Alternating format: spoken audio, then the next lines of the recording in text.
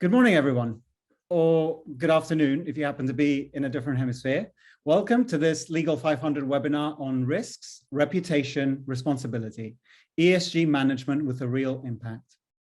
We are very proud to be partnering with DLA Piper to deliver what is certain to be an informative discussion, one of the major trends today. Environmental considerations have quickly become one of the major considerations today for business management. The effects of the climate crisis can now scarcely be avoided. This fact, combined with social justice movements around the world, as well as the effects of the pandemic and the conflict in Europe, once unimaginable, now make environmental and business ethics vital considerations for any business. Those in turn are widely seen through ESG, which is a wide enough umbrella under which most of these considerations can fit. It is not uncommon for companies to be pressured into showing their ESG credentials. Therefore, the need for good counsel has never been greater. Today, we're happy to examine how management can respond to those emerging risks and to be speaking to experts who can enlighten us with their own experiences. It is widely accepted that incorporating ESG-related initiatives today is not only a good way of identifying and mitigating risk factors, but is increasingly being seen as a major facilitator for growth. In our discussion, we will also examine the importance of seeking guidance, either through external or internal sources. We will also talk about the role of in-house counsel in helping boards navigate the new regulatory and corporate governance landscape. What are the additional responsibilities and burdens that they have to take on in the context of ESG? And finally, could this also be an opportunity for GCs to renegotiate and redefine their role within corporate governance? Today, we're joined by Emma Brown, General Counsel and Company Secretary at Melbourne Water, Natalie Caton, Partner at DLA Piper, Sean Farman, Director of Sustainability and Organizational Change at DLA Piper, Craig Emery, Legal Chapter Area Lead at Telstra, Tricia Hobson, Partner at DLA Piper. Before I hand over, just 2 quick points. This webinar will finish on the hour, so we have a lot of stuff to go through. And questions are welcome and encouraged, as these are invariably what make our webinars very special and add extra knowledge to these sessions. So we do encourage them for you to use the chat function to type your questions, and we'll get to them at the end. So without any further ado, Tricia, over to you. Thanks very much, Chris, and thank you, Legal 500, for co-hosting this with DLA Piper. And thank you to the audience for attending, and importantly to my panel this evening. So thank you. I'm sitting here in Sydney, and I'd like to acknowledge the Gadigal people of the Eora Nation, and I'd like to pay my respects to their elders past and present. And I'm sure wherever you are and wherever you sit, you likewise would like to make the same acknowledgement and respect. And I'd also like to say that DLA Piper, we stand alongside and support the Uluru Statement from the Heart. So as Chris said, we're going to look at a wide range of topics this evening, and we've split it into 2 sections. In the first, we're going to look at what we've coined as the rapid evolution of ESG and its evolution and impact on sectors. I say rapid because I think of the impact over the last few years in how it's truly come to the fore. It has actually been around for quite a while, and the factors have been there, but the world consciousness of it and its impact on business has really rapidly increased over the last few years. And in the second part, we will look at the role of law firms and how they can help their clients, and also look at the ever-evolving and expanding role of the General Counsel. So starting off with part 1, appreciate that the audience might have varying levels of knowledge in this area. It is so broad and so tough for everybody to start getting their arms truly around it. So we might just kick off with a very broad question, which I think Sean's going to hop in and answer just quickly. And that's just around what are the main ESG trends that we're seeing at the moment, and what are the key issues that you see coming up with real frequency. So Sean, if you'd like to just do a little bit of a intro in a broad way, that would be really helpful. Certainly, thanks, Tricia, and good evening, everybody. From a general trends perspective, there's a few noticeable ones, and in no particular order, but one of the first observations is around the globalization of stakeholder expectations on ESG. So as a general sort of reference point, the Northern Hemisphere, particularly the EU, has been sort of leading the global response to ESG from a regulatory perspective. And they've increased the expectation on, or that is increasing expectation on companies out of the EU that are either looking to invest or do business with companies in Australia and New Zealand in the Southern Hemisphere. And they're bringing those heightened expectations around ESG performance with either that investment or those business operations. So certainly seeing the higher standards, the higher expectations being imported into the Southern Hemisphere.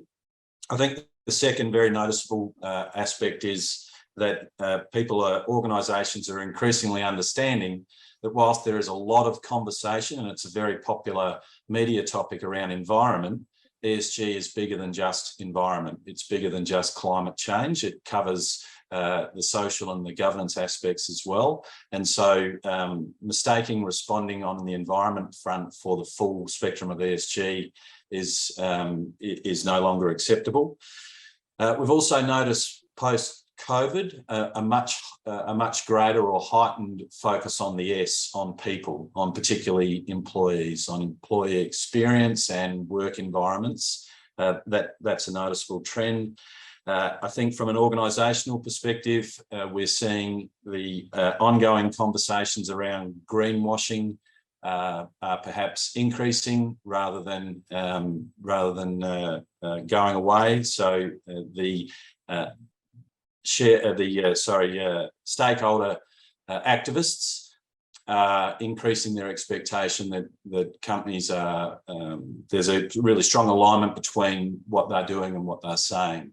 I would also say that there's a much greater acceptance from organisationally that ESG is no longer a nice to have or a popular topic. It's in fact simultaneously both a strategic risk and a strategic opportunity for organisations. And then lastly, Tricia, to your question about what are we finding people talking to us about the most, I think overwhelmingly the most common conversation that we're having is how do we navigate this as an organisation? It's the expectations exceed the regulatory baseline, and what's the way that we can confidently navigate this to make sure that we're meeting stakeholder expectations? Thanks very much, Sean. It's interesting your comments around the Northern Hemisphere and the fact that they have been leading the way in many respects. And I think that we all really appreciate that down here in Australia, we've had a challenging political environment in order to, and that's perhaps one of the reasons we are behind, but it seems the current government is looking to try to catch that up pretty quickly. And you talked about the regulatory baseline, and that segues nicely, Natalie, into a topic that I wanted to ask you a question around, given your area of expertise, and that is around the legal and regulatory compliance and its journey. And before people start thinking compliance, switch off, it's actually an incredibly interesting area, particularly when you overlay the ethical expectations in this space. And I know this is an area you've practiced in, you've seen the journey. So I was hoping you could share with the audience how this journey has looked, and how you're seeing ESG initiatives now informing this journey. And then following on from that, how this will influence things going forward. And also, maybe we can come back to this, but the time frame and the urgency and the speed with which this is coming at organisations and how that's impacting stakeholders. So a lot there to unpack, but if you could dive in, that'd be great. Of course, thanks, Trish, and you're absolutely right. There's a lot to ESG, and its evolution has been rapid. From a legislative and regulatory compliance perspective, that's meant a corresponding rapid evolution of laws and regulations, and in turn, a huge compliance burden for organisations. And I think you've already alluded to the fact that organisations are needing to come up to speed very quickly with what this means to them for their particular businesses. There's also the obvious added layer of complexity that Sean's alluded to when you're operating at an international or a global level. Because we do have different jurisdictions approaching this ESG bucket and enacting different legislation requiring companies to take different steps to respond to ESG. At a macro level, as Sean's mentioned, we've seen countries such as the EU, or sorry, areas such as the EU and the United States enacting overarching ESG metrics for companies to act in accordance with and to be measured by. And then at a more macro level, we're also seeing countries enacting laws to address the particular components of ESG. So my area of specialty under the ESG framework aligns with the S, the social arm, and I thought it would be useful to give a couple of examples there. When I think back, Tricia, as you mentioned, that these concepts aren't new when you're looking at the individual components of ESG, but it's the idea of bringing it all under this overarching umbrella framework, the E, the S, and the G, which I think is more novel. So if we go back, say, 15 years, the talk of the time, and I was living and working in Hong Kong at that stage, it was the enactment of the UK Bribery Act and the obligations that put on corporations to understand where the bribery risks were occurring in their organisations and to come up with compliance programs to ensure that they were responding to those risks. At the time, the concept of modern slavery wasn't a thing, but fast forward 10 years and we see that communities' expectations and society's expectations are informing the legislator to look at enacting laws in this area. So again, we had the UK was a front runner there, and it's an area that Australia has followed very quickly behind on.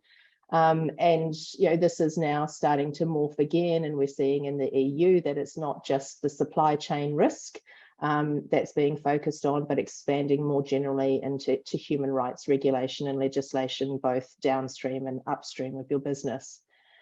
So I mentioned those because they are examples of how we have seen ESG evolve, and indeed why we have seen this concept of ESG itself come about in order to house the number of different components of compliance and regulation that organisations are now having to grapple with. So looking to the future, I think my best tip for everyone on this webinar this evening would be really to be mindful of what's happening in the community. Where are society's expectations taking us? Those are, in my view, strongly what is informing the legislative and regulatory environment that we're operating in. And of course, regulation for companies is a baseline, right? And this is an area with a big component of ethical overlay and multiple stakeholder expectations. So talking with many directors, they view very much the regulation as the baseline, but are already operating at a level significantly above that in terms of trying to bring decision-making to where it needs to be. And is that in your experience in talking with clients? Yeah, absolutely. And I think, the other thing to just draw out there is it's also one of the ways in which to grapple with the different approaches that are being taken by the different jurisdictions. So if you are working to a higher level, to a higher watermark, that means that you can apply your approach consistently across your global or your international platform, rather than trying to respond bespokely to each of the different levels of regulation and jurisdiction. So a very sensible approach. And just before moving to Emma, the other modern slavery, and Monash have done that piece of work on the modern slavery statements of the top, I think it was either 50 or 100, and they've done the chart of shame as to where all the companies sit in terms of how well they did. And I went to a presentation recently, and it was quite astounding to see the results. But I think it also shows how hard it is for even the most well-resourced companies to come to grips with how to handle some of these things in that basic compliance way. So yeah, and it was and interesting. also I think, sorry, go on, Natalie. No, I was just going to say, and it's also shown that there's a real opportunity for organisations to be that organisation that is ahead of others in their sector, to be using this as a way to demonstrate their corporate social responsibility and to platform business opportunities off that. Absolutely. Well, thank you, Natalie. So, Emma, I might turn to you. I'd like you to share with us, if you can, the kind of trends that you're seeing on ESG in your sector so far. And also, you hold two roles, your General Counsel and Company Secretary, and there'll be many of those people in the audience who hold similar roles. And so could you share with us the impact the rise of ESG is having on and informing both of those two roles? Yeah, sure. Thanks, Tricia, and good evening to everyone. So I thought I'd start by talking about sort of some of the different areas and trends that are emerging that I'm seeing in the sort of the ESG space. So in terms of environmental, some of the issues emerging, obviously the acceleration of climate change, the focus on energy and alternatives to fossil fuels, the circular economy and dealing with waste and pollution control. Here in Victoria, we've had some recent changes to the Environment Protection Act, which have recently come into force. In terms of social, supply chain management, including modern slavery, which obviously Natalie's just talked about, native title and cultural heritage. And in terms of governance, increased focus on risk frameworks, data governance and ethics and organisational culture. And in terms of how, I suppose, the question about how those trends affect, the different roles of GC and COSEC. So in terms of the role of the General Counsel, I think the two impacts that I've really noticed have been, first, the rate of regulatory change. I think obviously some of these trends and environmental factors are emerging in a much more emphasised fashion than perhaps was anticipated. So, for example, climate change, also anticipation of cyber threats, etc. And I think that's leading to regulators implementing changes a lot more quickly, and sometimes that legislation or those changes are perhaps a bit more abstract than we might have been used to previously. So I think it's the impact for the legal team and as the General Counsel is, how do we enhance our skills and provide the business with advice on things that are perhaps a bit more ambiguous than we've been used to. And then the other one is hand in hand with that, the need for real agility in terms of being able to support the business in implementing these new requirements into their business as usual activities in obviously as easy and as seamless a fashion as possible. And then wearing my COSEC hat, I suppose, I think one of the issues that boards and management are grappling with from a corporate governance perspective is, what's the governance structure? What are the roles, the respective roles and responsibilities of both the board and management in terms of governing ESG issues? And then secondly, disclosures and reporting. So obviously we're seeing the rise of increased sort of levels of reporting. I think Sean has mentioned that. So for example, the Task Force on Climate Related Financial Disclosures, organisations are grappling with, what does that mean and how do they address those requirements? Thanks, Emma. And moving then to Craig, could you also share with us, you work at Telstra and so a different sector, would you be able to share with us your experience, how ESG has impacted your sector and share with us perhaps a couple of examples? Sure, Tricia, and good evening, everyone. In telecommunications, ESG shows up through a greater focus now on the affordability of products, the accessibility to telecommunications, transparency of pricing and contract terms, and environmental considerations. And we've seen the attention and standard expected in the sector grow pretty sharply in the last 5 years, and in particular, as it relates to the transparency of what products get offered in the sector. I've got a recent example that brought at least the S and the G of ESG into focus for Telstra, and it's quite a personal one for me. It's a large and complicated enforcement action that was brought by the ACCC, and it involved Telstra licensee stores in the Northern Territory selling services in a way that was unconscionable to First Nations customers. And our licensees, who were independent businesses of Telstra but operated under our brand, were selling products to customers that they didn't need or want or understand and couldn't afford. And then we were seeking to recover bills and costs from them when we should have known that they didn't want the products and couldn't afford them. And while it was our licensees that were engaged in the conduct, and whilst we didn't endorse it or encourage it, as a corporation, Telstra took accountability for it because we took too long to recognise what was happening and too long to act to address the problem. We missed weak signals in the organisation that something wasn't quite right.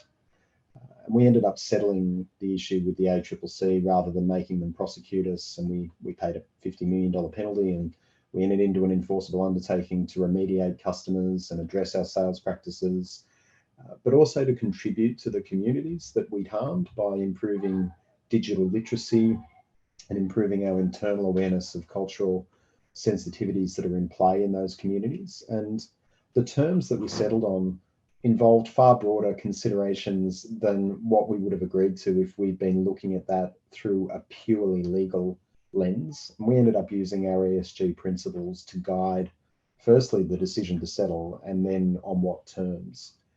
And for us, it was about making the right decision for the affected customers and the communities, and for our company over the longer term, and not just the immediate legal problem we had. Because if all we'd done was focus on that, our approach would have looked very different. And the challenging thing for me personally, Tricia, is that despite all we did to bring ESG considerations to the fore in the way we handled that issue, we still made mistakes.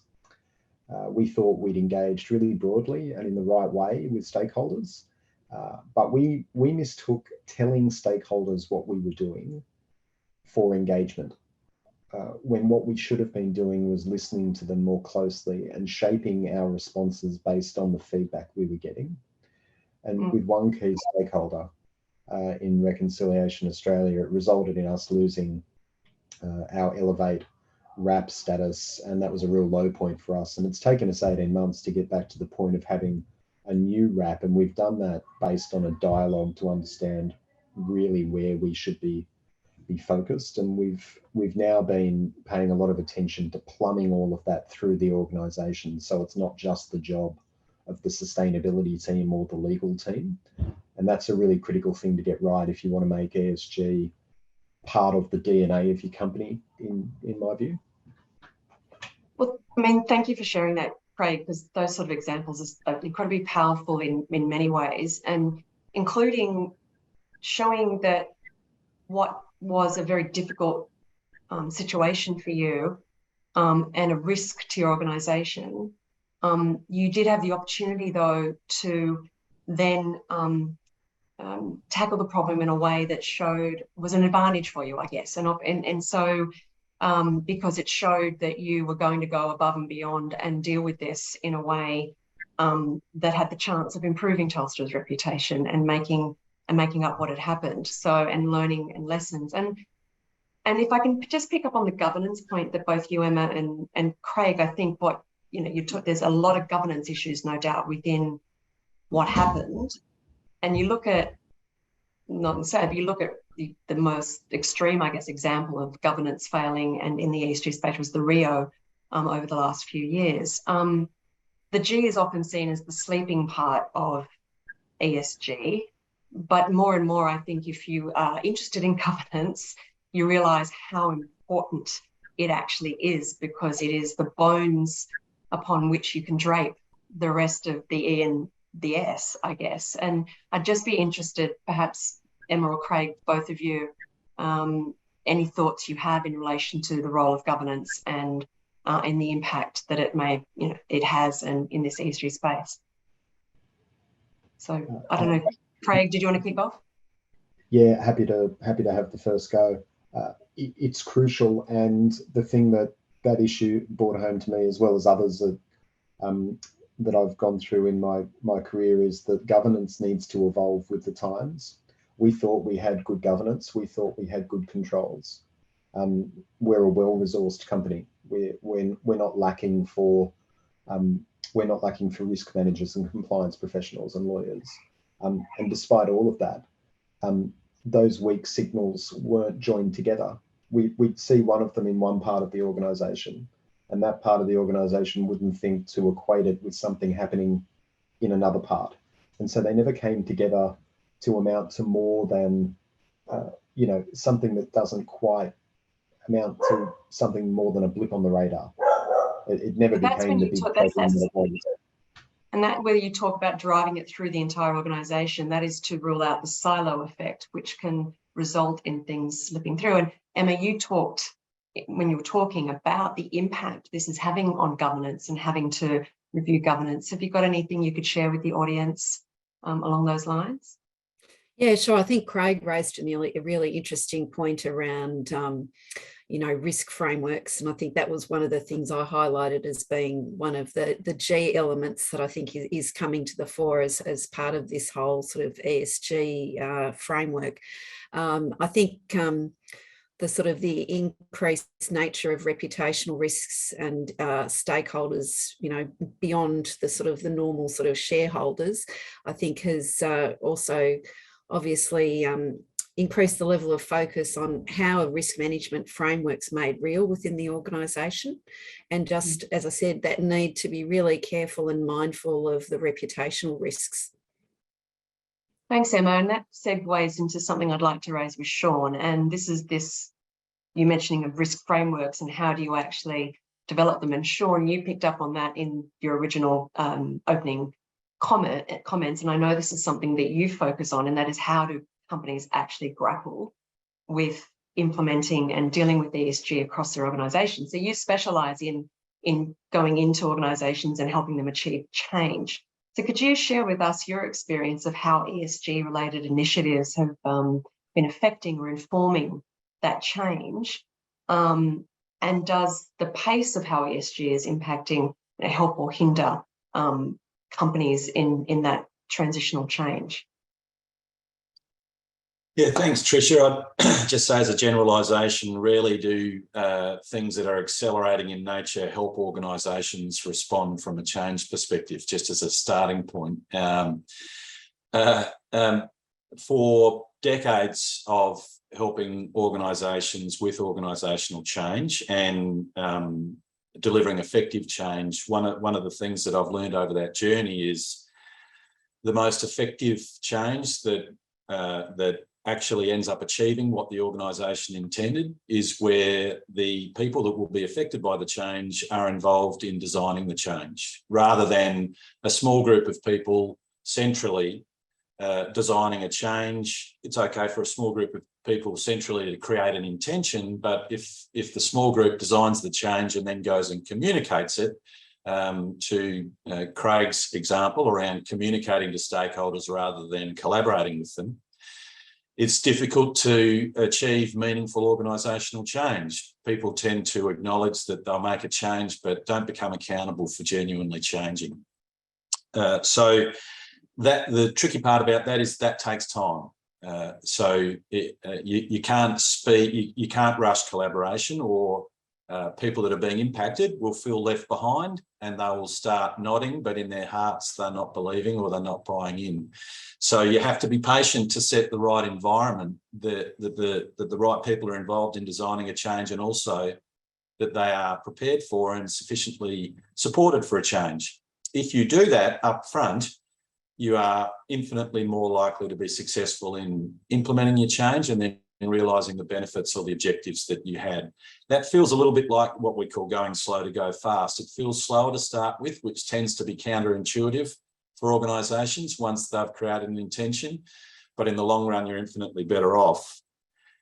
In the ESG space, the acceleration you're talking about creates additional challenges. So quite apart from whether organisations are approaching change in that way, the accelerating pace of expectations in ESG is adding to or increasing the likelihood that organisations will actually resort back to just having a small handful of people respond, communicate it across the organisation, and then hope that the organisation is responding in a positive way.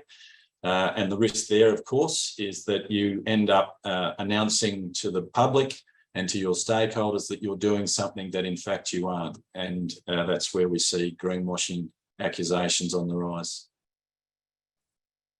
Thanks, Sean. Just before we move on to part two, which we will in a moment, one of the factors that is, I think, embedded and quite difficult in all of this discussion for organisations is the fact of the way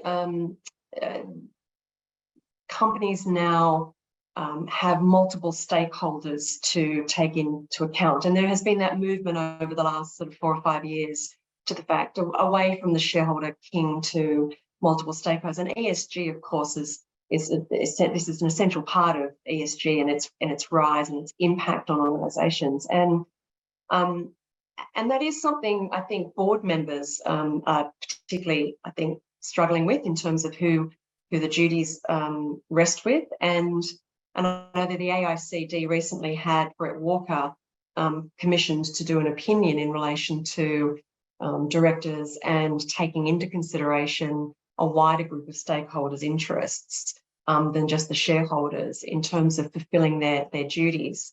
And I do suggest to the audience that they go onto the AICD website and have a look at that, because it is quite an interesting in terms of his views in relation to the fact that in balancing the interests for the company, the directors do need to take into account both shorter and longer term interests, and that may involve taking into account wider stakeholders. And just maybe perhaps Emma or Craig, if you've got any comments there, if you've dealt with boards and your board and seen that sort of struggle, anything useful you may have with the audience, if you could share. I'm happy Emma? to. Or Craig? Happy to leave in. Yeah. I think it's clear boards are now starting to have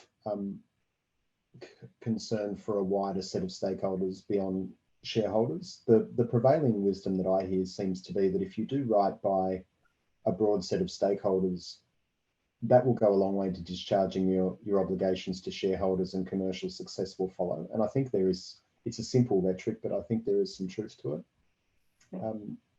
It all adds up to reputation, and of course you've got difficult choices sometimes to make about whether or not you're just listening to the loudest voice or the squeakiest wheel when you're considering a wider group of stakeholders. But I just consider that an evolution of a modern challenge for a board. Thanks, Craig. And Emma, any comments on that?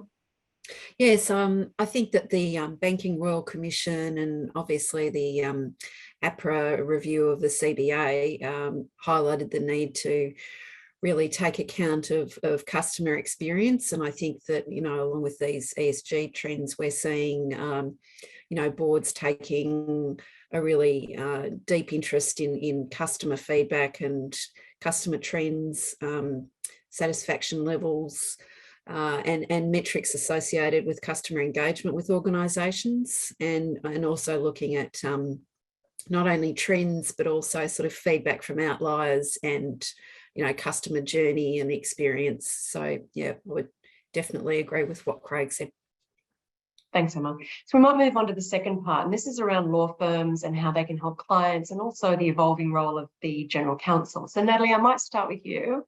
Can you share with us your thoughts on firms, assisting their clients in this transition, and maybe some key insights to help them adapt, and also maybe flip that and think about what the main pitfalls can be if they don't seek help in this space?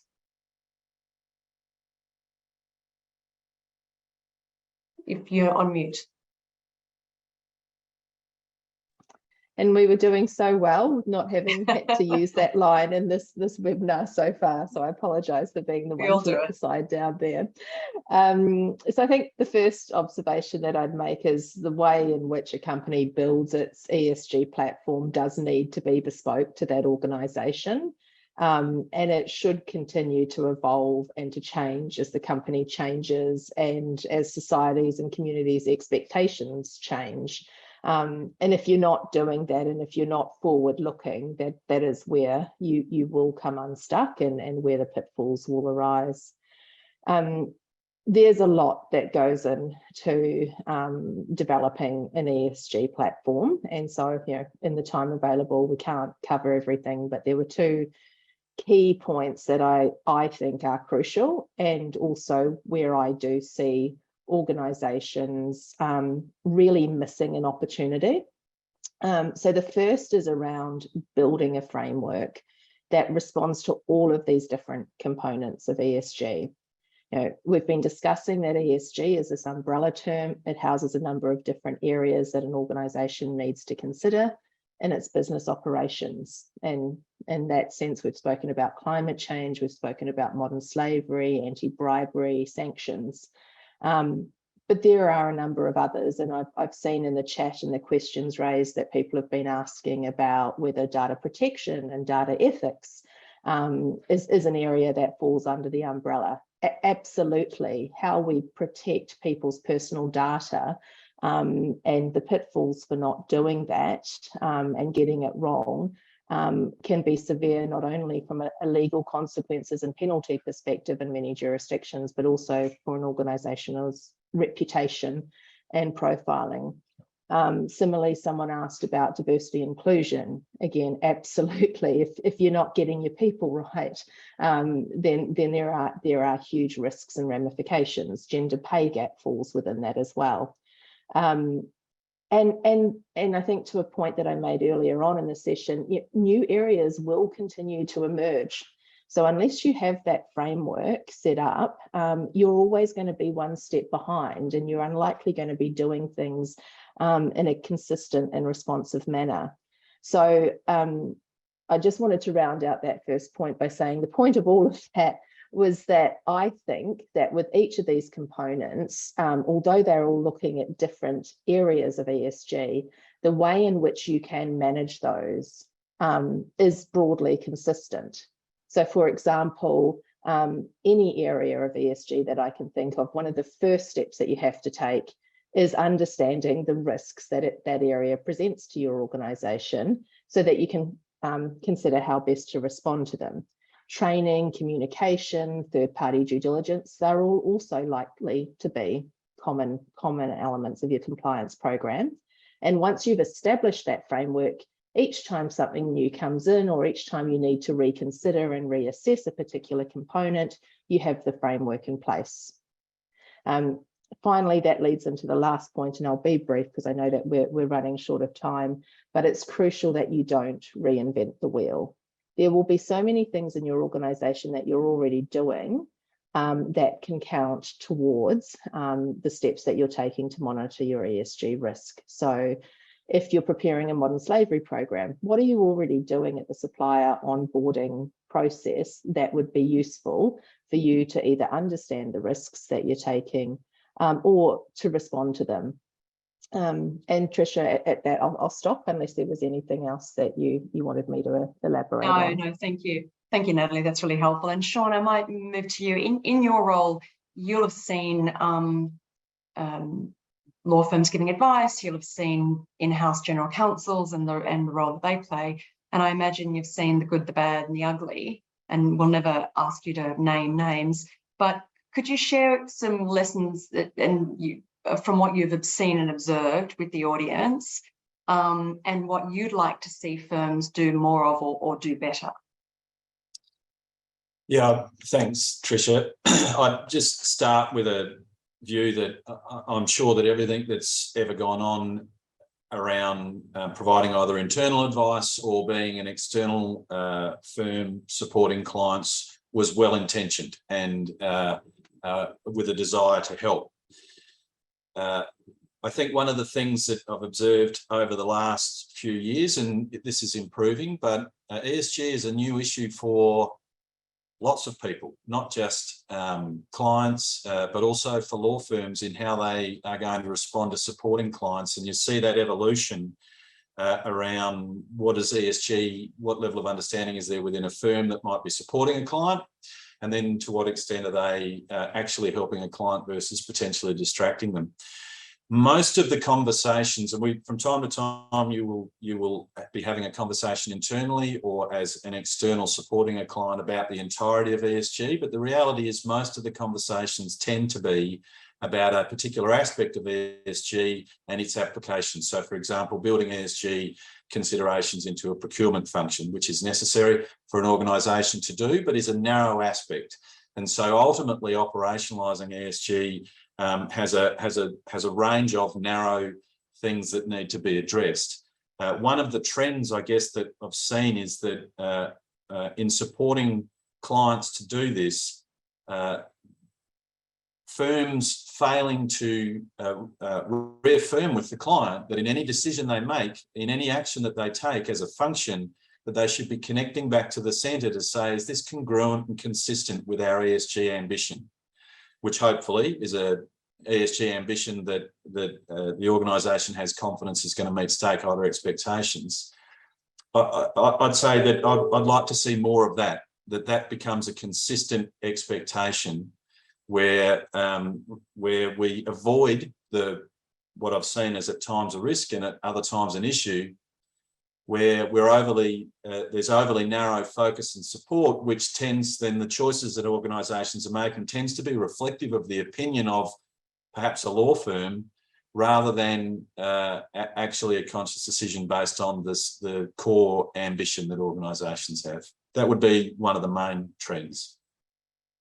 Thanks very much, Sean. Craig, drawing on your own experience, how would you say that general counsels can help their organisations be better prepared to meet ESG expectations?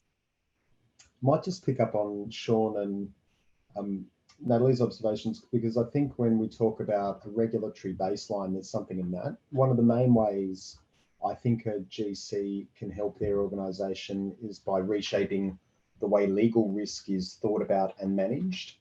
It used to be enough for a GC or an in-house lawyer to tell a company what it could do legally, but now legal risk requires a much broader assessment of what the company should do rather than what it can just legally get away with, to put it in quite blunt terms.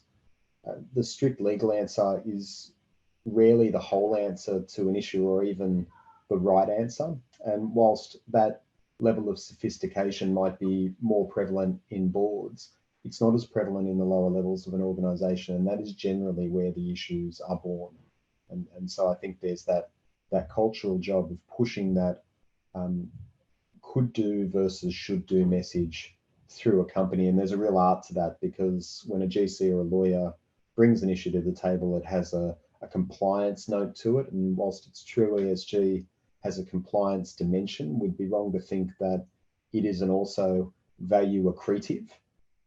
Many consumers these days are taking a much broader view of where they're going to buy from and what they're going to buy beyond price and product quality. They are now looking for organisations who speak to them in a different way. And so your reputation, your environmental credentials all come to the fore, and they're all influencing purchasing decisions. So it's not just a compliance thing by any measure.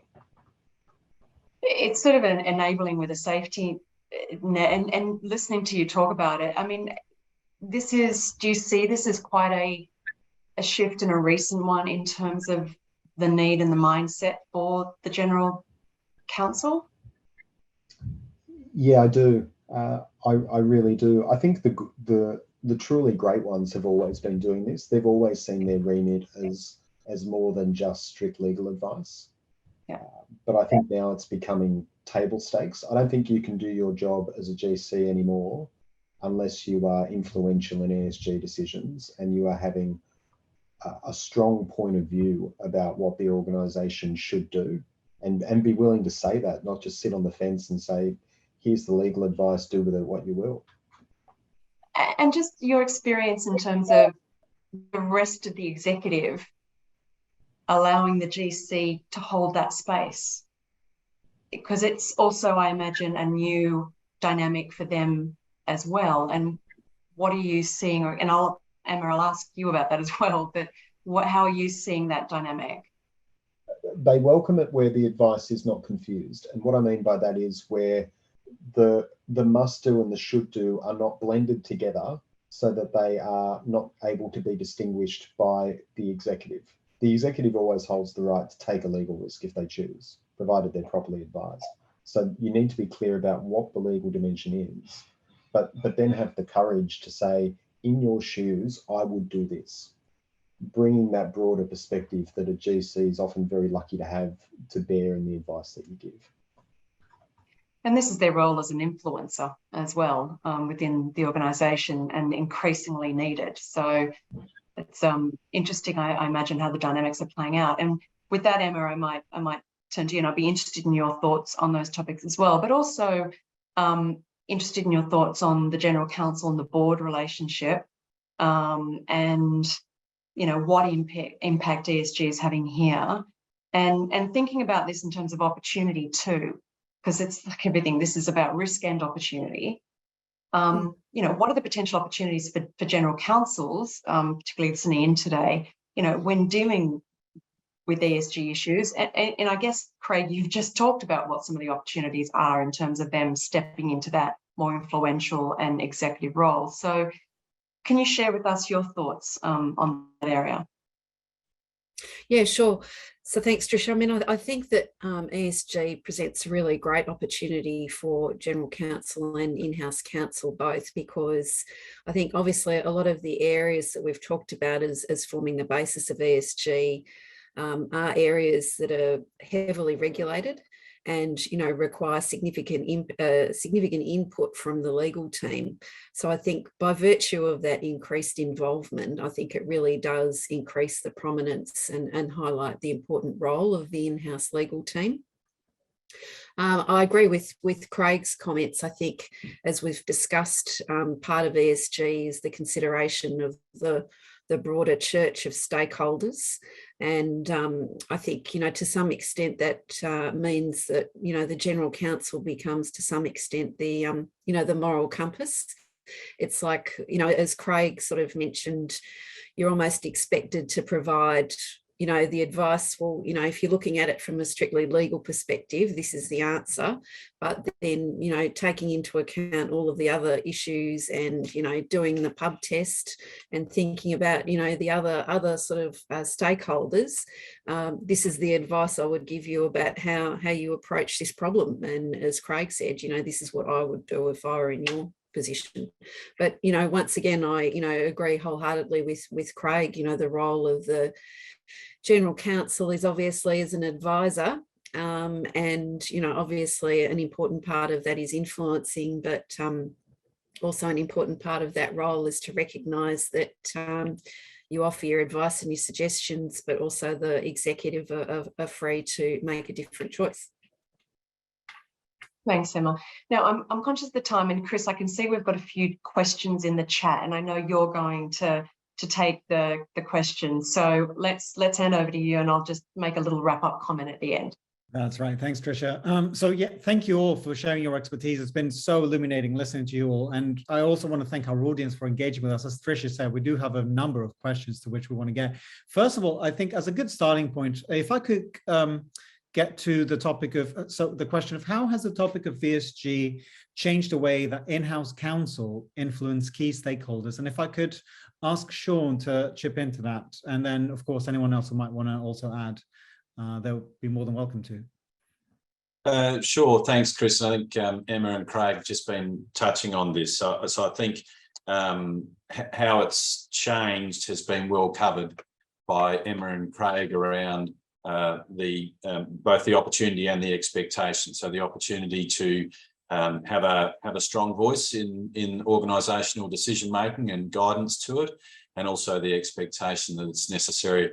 I think one of my observations, though, in this space is that, and I see one of the questions on the chat as Emma was sharing was, but what about if the GC is not on the executive? And I think this is picking up on a key dynamic, which is what if, as a GC, you've got an expectation to carry what is a very strategic issue to boards and executive teams and have them engage on it and support them in it and influence them. Not necessarily, to Craig's point, they still get to choose their decisions, not necessarily to force them to make one decision over another, but to make sure you've got them sufficiently paying attention so that they're playing their fiduciary roles. If I'm not on the executive team as a GC and I need to be playing that role, how do I raise my level of influence? And that doesn't happen by accident. And so the danger is, if you don't think through, how do I become more influential? What steps do I need to take internally? Whether it's having an offline conversation with the CEO to lay out what the journey ahead, and then the role that you'll need to be playing, and that having the support of the CEO to advocate for the rest of the executive team to listen. But if they haven't been in the habit of treating you as an executive voice, you won't have that influence just because you're talking about a very significant issue. So it's that notion of consciously thinking through, how do I raise my level of influence internally to make sure that the level of influence I have is commensurate to the significance of the issue and the opportunity that I want to speak to the executive and potentially the board on. Insufficient time right now to talk about how you raise that influence. I'd just say it won't happen by magic or accident.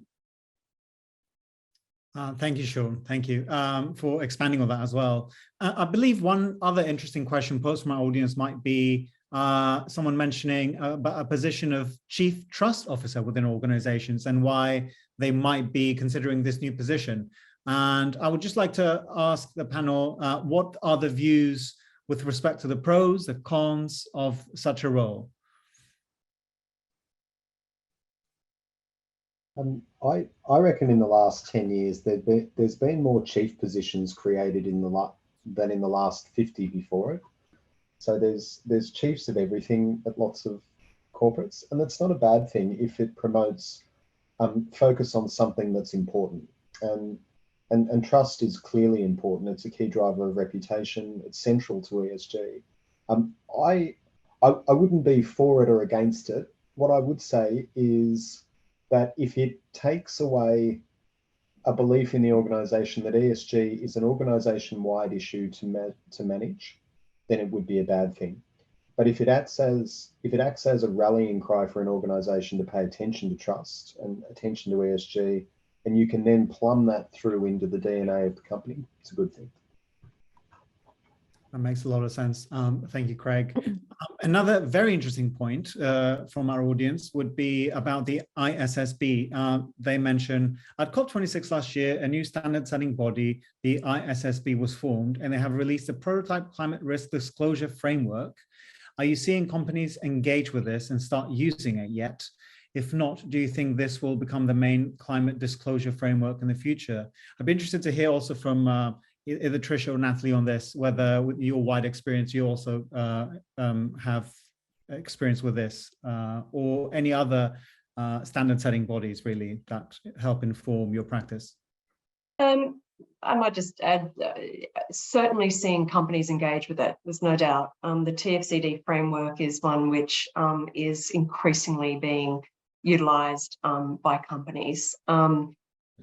We talked earlier about the fact that the Northern Hemisphere is a little ahead of Australia, and it is, I think, a little bit in this respect as well. But the ISSB has also just finished its due diligence, if you like, or questions around its standards.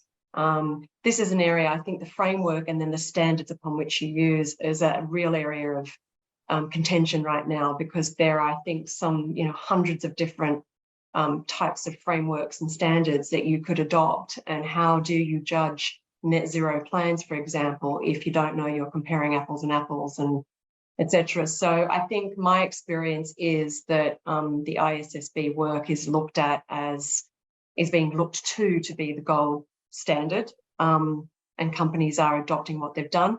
That's my anecdotal evidence talking to companies and directors, but Emma and Craig and Sean and others, I don't know if you agree with what I just said.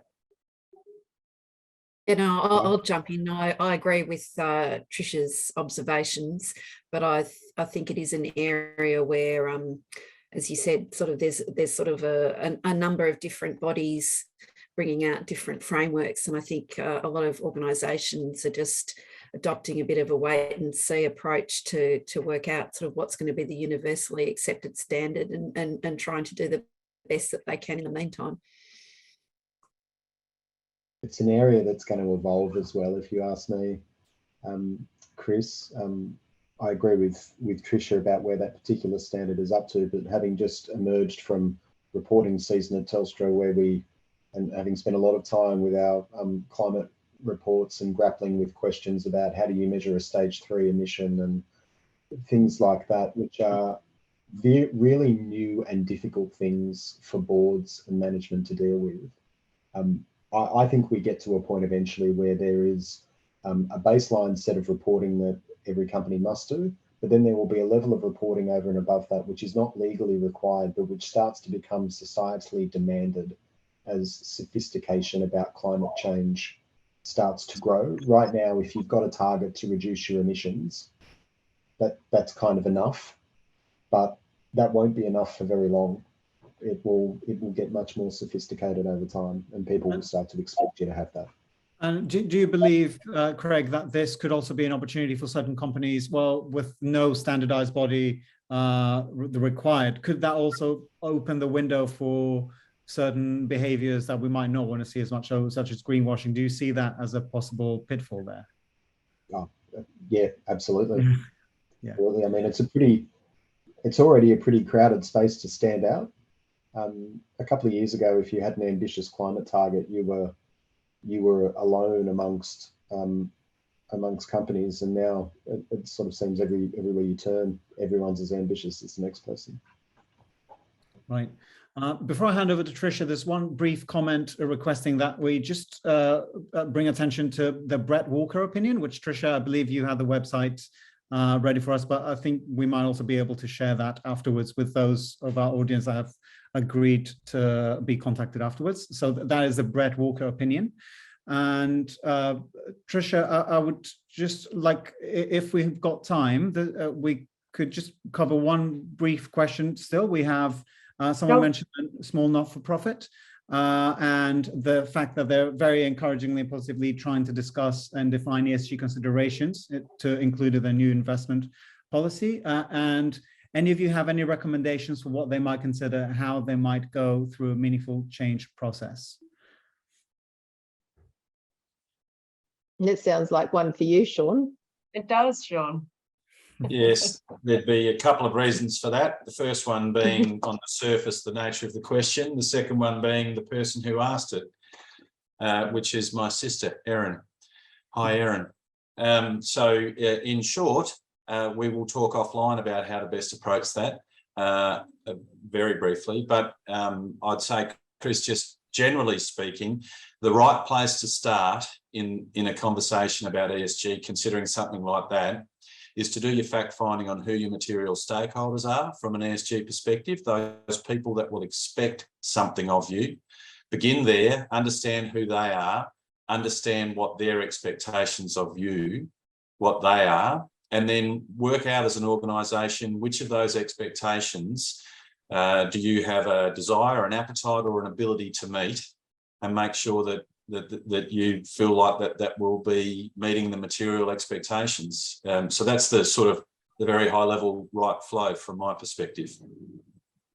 Thank you, Sean. Tricia, I believe there was a brief comment that you wanted to make as well, to just sum up a few points that we talked about. Well, I mean, we're right on the hour, so I'll only take 30 seconds. And I just wanted to really thank the panel and again, you, Chris, because I think we've covered a lot of area this evening. And I guess I'll just mention one piece of work that we're doing at DLA over the next, I think, continuing 18 months. We're working with the Cambridge Institute for Sustainability Leadership, looking at the future of boards. We've touched a lot here about the fact that ESG in particular has added a dimension. When you think about the global financial crisis a few years back and the turn towards thinking about risk, the boards at the moment are having to cope with a breadth of issues that is quite frankly, quite frightening, really. And so there's a big piece of work going on around the future of boards, what their role will be, their purpose will be, practical. And we're doing that in collaboration with the Cambridge Institute and spending a year collecting data globally. And so I would say watch that space, but also watch what is happening with the AICD. If from a governance perspective, and the Governance Institute, they've got some fantastic tools and products on their websites. And we can always supply other references as well if people would like them. So again, I would just say I hope it's been useful for the audience. I'd say thank you again to the panel. I think you've given great insights into your experience, but also some great helpful tips. So thank you for spending the hour with us. Thank you very much, Tricia. It really is a testament to not only the panelists who've made every question seem like we could expand it to a full webinar on its own, but it's also really speaks to the complicated nature of the challenges that ESG brings. So we really do hope that this is an ongoing conversation for in-house counsel and firms as well, to really carry on redefining that relationship. So thank you to our audience as well for engaging with us and posing very interesting questions. And we look forward to being part of the conversation in the future. So thank you to everybody and have a great day going forward. Thank you all. Thanks. Goodbye. Thanks, Chris. Thanks, everyone.